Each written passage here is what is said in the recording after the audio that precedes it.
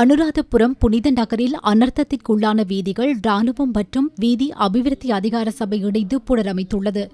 பல்வத்து ஓய பெருக்கெடுத்ததினால் அதனூடாக அழிவடைந்த சகல வீதிகளும் புனரமைக்கப்பட்டு வருகின்றன.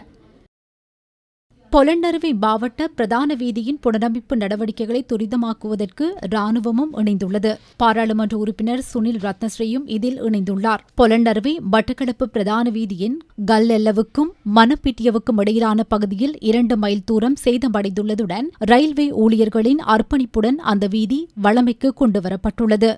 மகியங்கனை தமுல்லை பிரதான வீதியின் குமார எல்ல பாலத்தை இணைக்கும் வீதி வெள்ளத்தினால் சேதமடைந்ததைத் தொடர்ந்து அப்பகுதி மக்கள் பெரும் சிரமங்களுக்கு உட்பட்டனர். அவ்வீதியை புனரமைக்கும் நடவடிக்கைகள் ஆரம்பிக்கப்பட்டுள்ளன.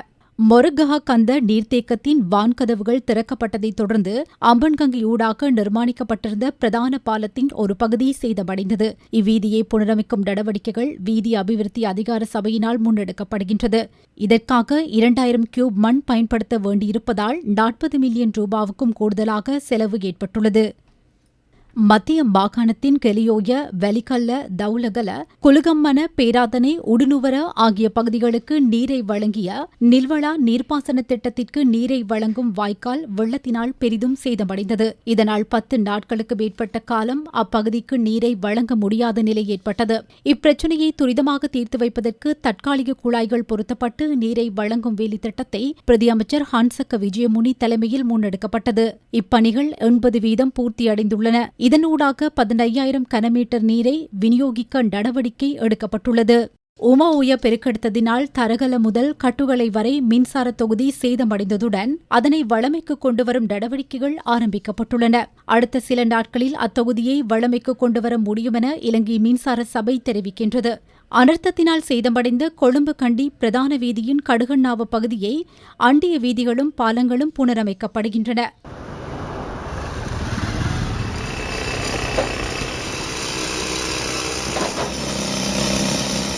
கண்டியிலிருந்து முன்னெடுக்கப்பட்ட இலங்கை போக்குவரத்து சபை மற்றும் தனியார் பஸ் சேவை இன்று முதல் வழமைக்கு திரும்பியுள்ளதாக பயணிகள் போக்குவரத்து அதிகார சபை தெரிவிக்கின்றது. சுயாதீன தொலைக்காட்சியின் மனிதாபிமான நேசக்கரம் வேலித்திட்டத்தின் கீழ் திரட்டப்பட்ட பொருட்கள் அனர்த்த முகாமித்துவ மத்திய நிலையத்தினூடாக விமானப்படையினருக்கு ஒப்படைக்கப்பட்டதன் பின்னர் மாவட்ட செயலகங்களின் கண்காணிப்பின் கீழ் பிரதேச செயலகங்களுக்கும் அதன் பின்னர் கிராம உத்தியோக பிரிவுகளுக்கும் பகிர்ந்தளிக்கப்பட்டன. இதற்கு விமானப்படை குறிப்பிடத்தக்க பங்களிப்பை வழங்கியதுடன் சுயாதீன தொலைக்காட்சி ஊடக வலையமைப்பு திரட்டிய பொருட்கள் திவுள்தெனிய கிராம உத்தியோகத்த பிரிவு மக்களுக்கும் திவுளப்பிட்டி பிரதேச செயலக பிரிவின் தெல்வள பிரதேச மக்களுக்கும் பகிர்ந்தளிக்கப்பட்டன. மேரிகம விமானப்படை முகாம் குரூப் கேப்டன் நிஷாந்த உடகெதரவின் கண்காணிப்பின் கீழ் பல நாட்களாக இப்பொருட்கள் விநியோகிக்கப்பட்டன.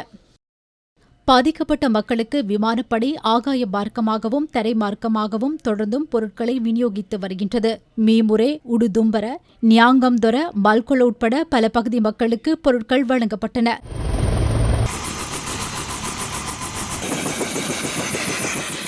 தேசிய மக்கள் சக்தியின் வங்கி மற்றும் நிதி கூட்டணி திரட்டிய உலர் உணவுப் பொருட்களும் ஆடைகள் உள்ளிட்ட அத்தியாவசிய பொருட்கள் விநியோகிக்கப்பட்டன.